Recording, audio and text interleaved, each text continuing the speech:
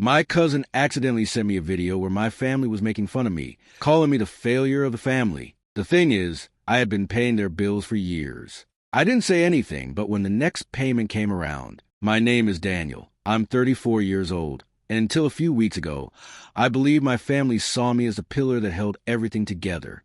I'm not one to brag, but for the past 7 years, I've been paying most of their bills. Aunt Clara's rent, my parents' electricity and water, my cousin Luis's internet.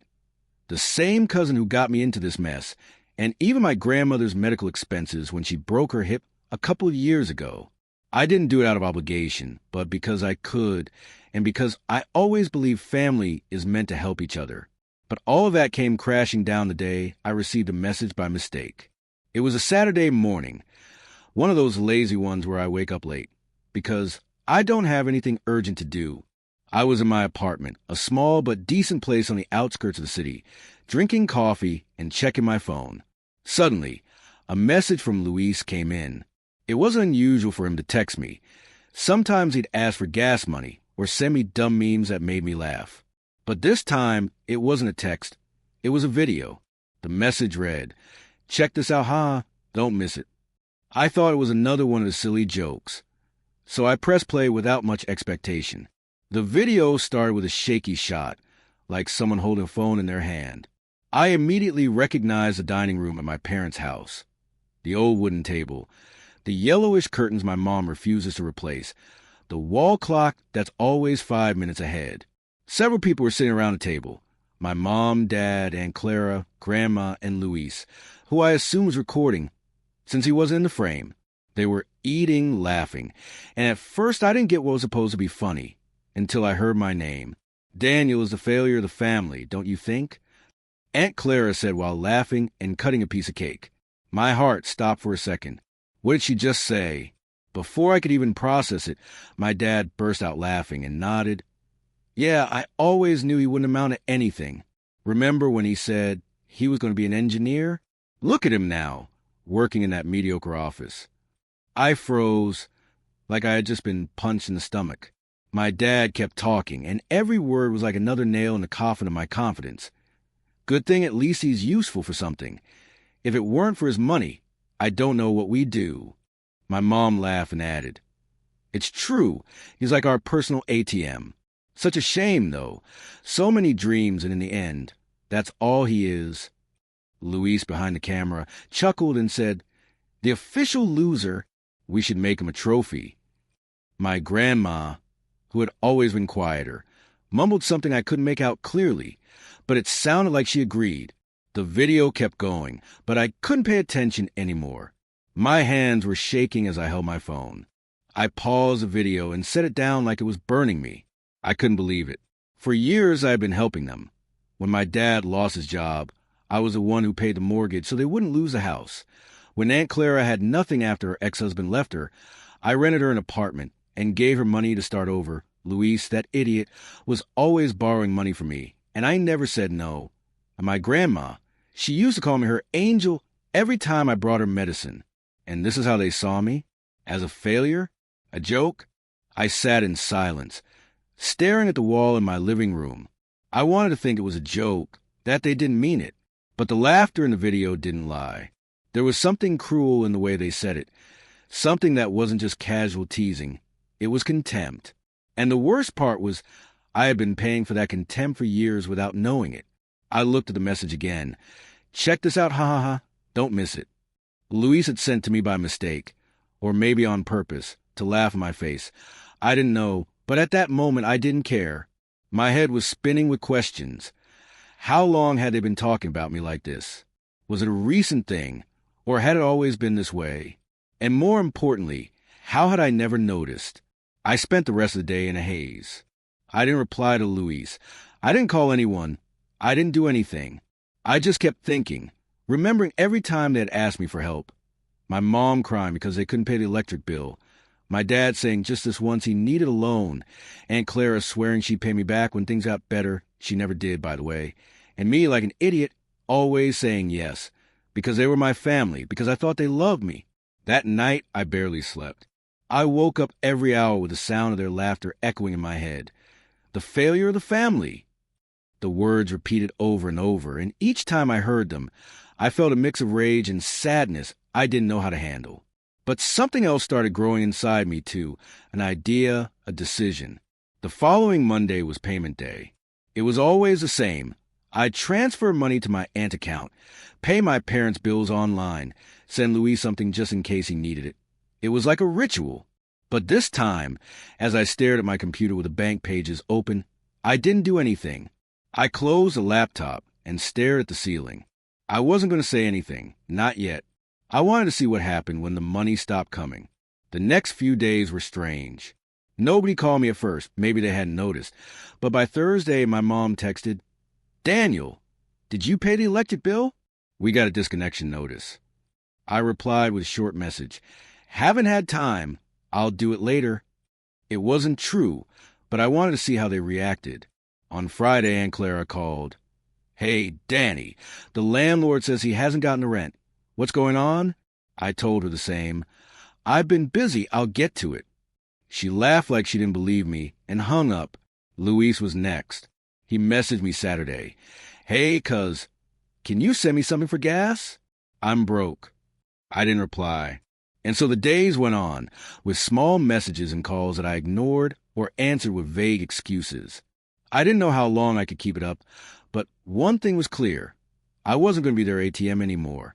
The following Monday, exactly 1 week after the video, my dad called me. His voice sounded tense, not like usual. "Daniel, what's going on with you? Your mother says you haven't paid anything, and your aunt is hysterical because she's about to be evicted. Are you okay?" I took a deep breath before answering. "Yeah, Dad, I'm fine. I'm just thinking about some things." He didn't say anything for a moment, then let out a sigh. "Well, hurry up, okay? This can't wait." I hung up and stared at the phone. I hadn't told him anything about the video. At least, not yet. But something inside me had changed. I no longer felt that blind obligation to help them. For the first time in years, I wondered what would happen if I stopped being the family failure who paid for everything. And as I looked at my bank account with money that, for once, wasn't going to them, I started to plan what to do. 2 weeks had passed since I saw the video, and my life had changed more than I expected. I didn't answer my family's calls as quickly as I used to, and every time they asked for money, I gave vague excuses. "I'm busy. I forgot. I'll do it tomorrow." At first, I thought they wouldn't notice so quickly, but it didn't take long for them to start panicking. And I, for the first time in years, felt a strange pleasure watching them squirm without my help. On the Monday of the second week, my mom called me 3 times in a row. I didn't answer the first 2, but on the third, I picked up.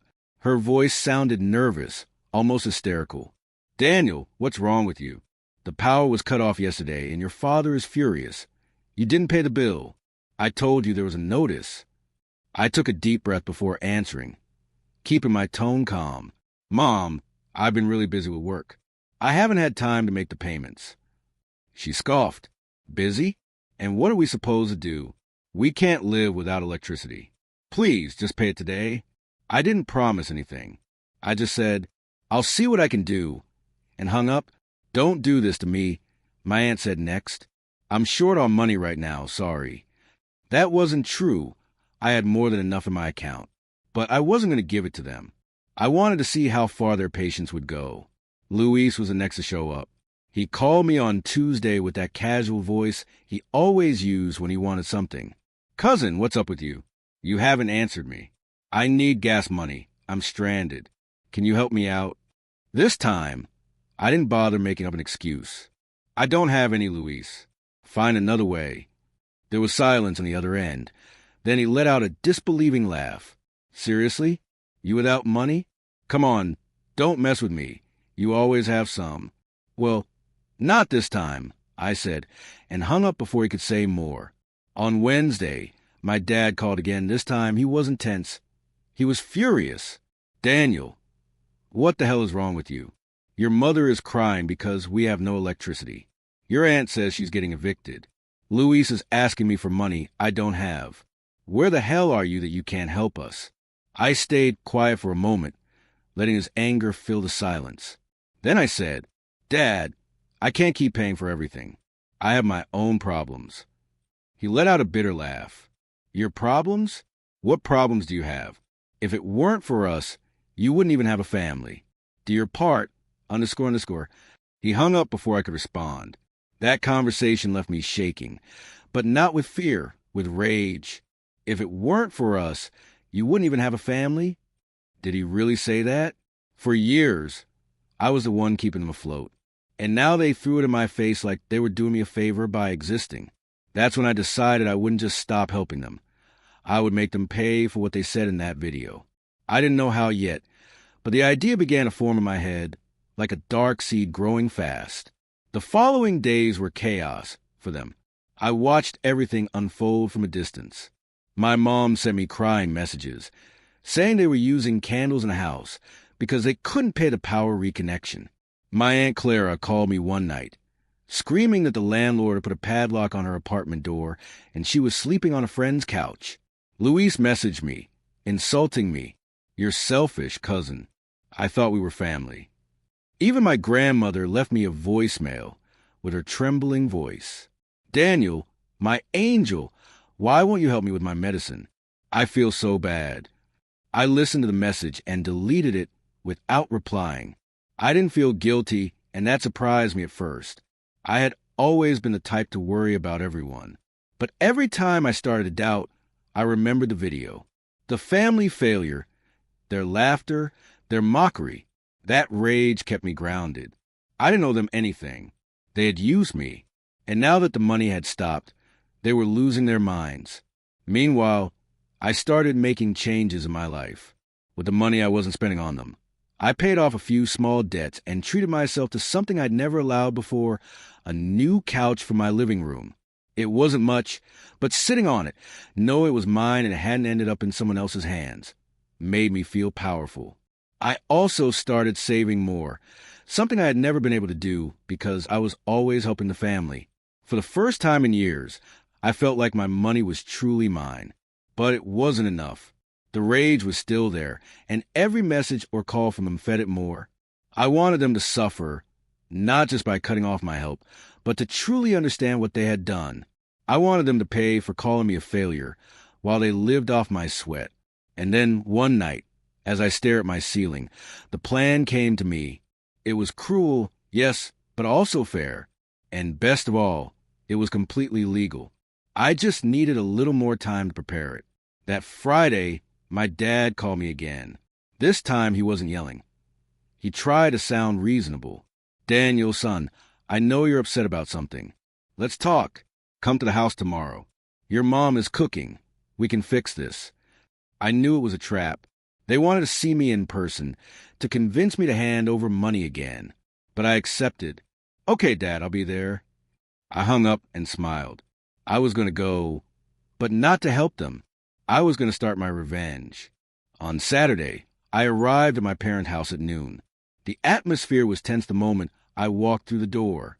My mom was in the kitchen, cooking something that smelled good, but she didn't look me in the eye when she greeted me. My dad was sitting on the couch, looking tired. Luis was there too, playing with his phone like nothing was wrong.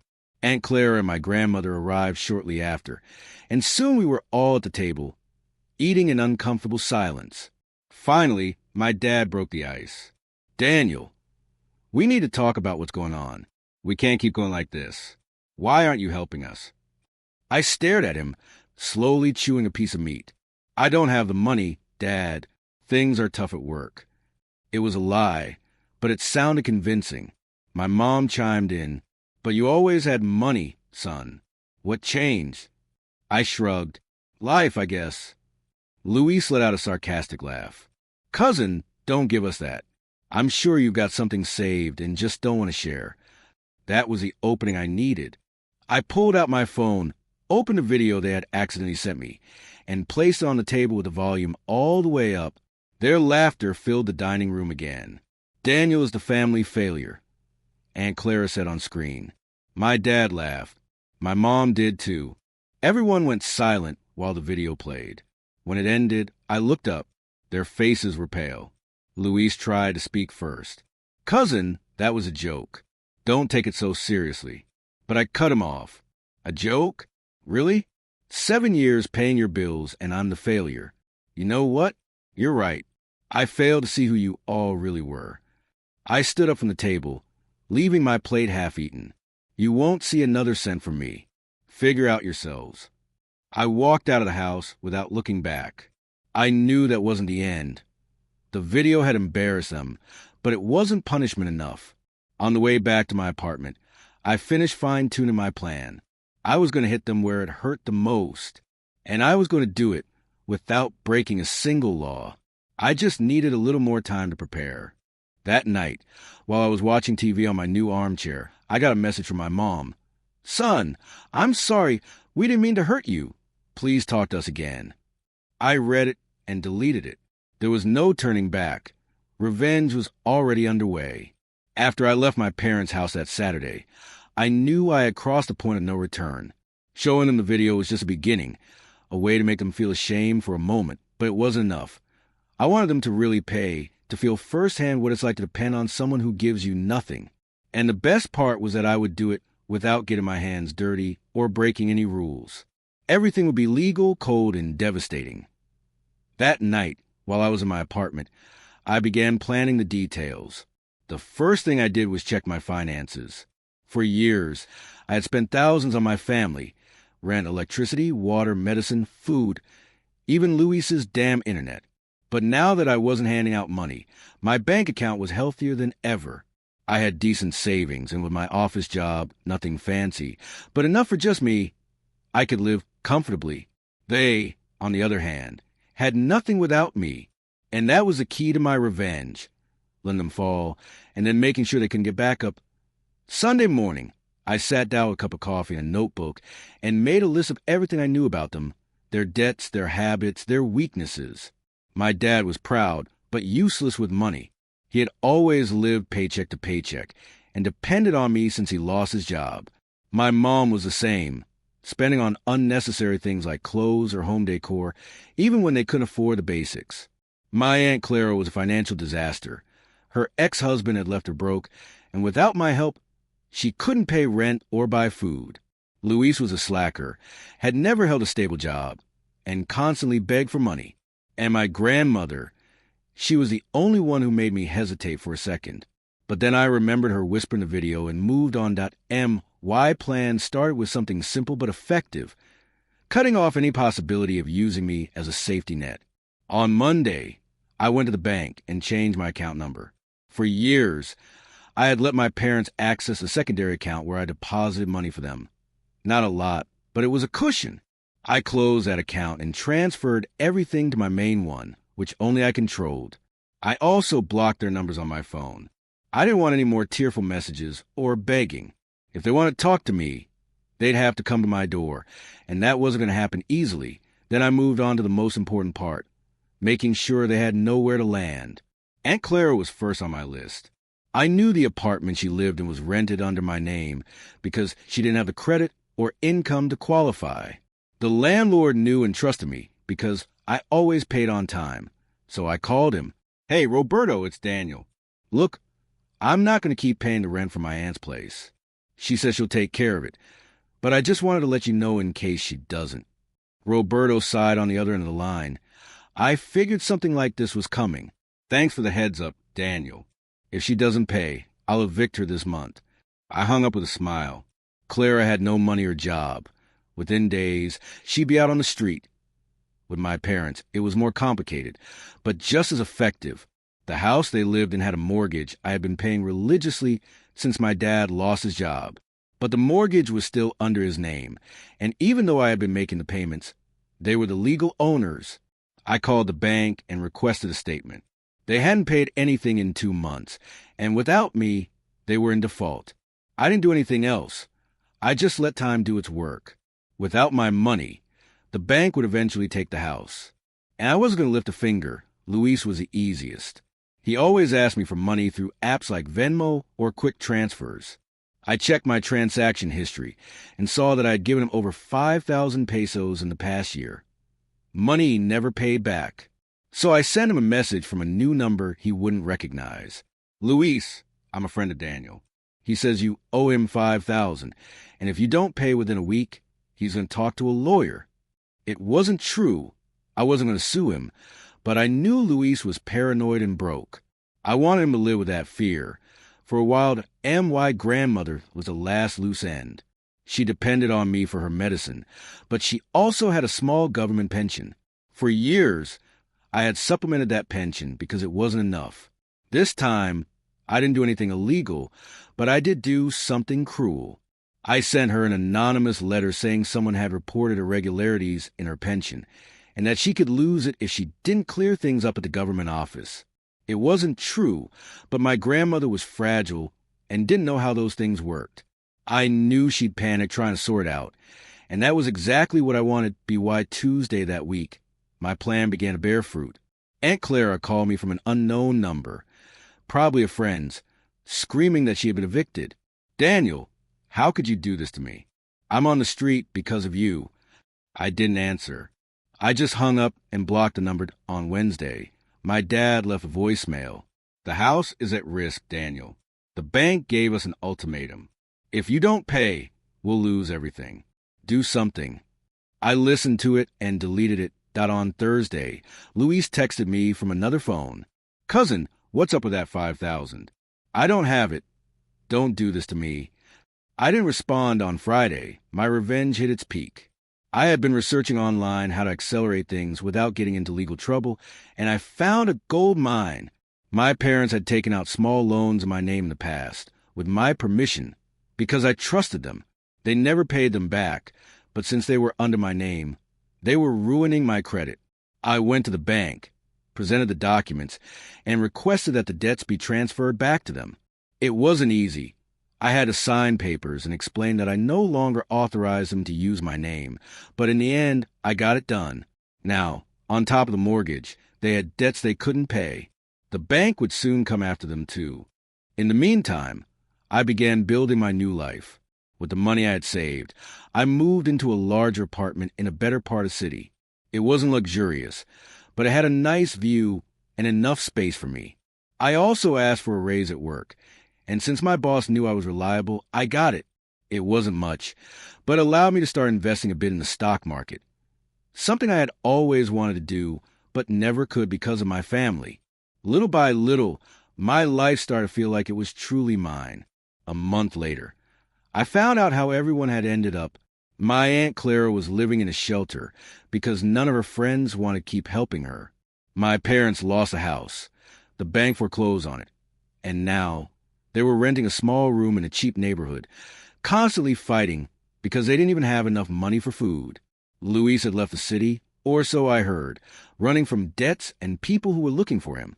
And my grandmother, after weeks of stress over her pension, had fallen into worse health and was now in a public hospital with no one to take care of her. I didn't feel sorry. Maybe I should have, but every time I thought of them, I heard their laughter in that video.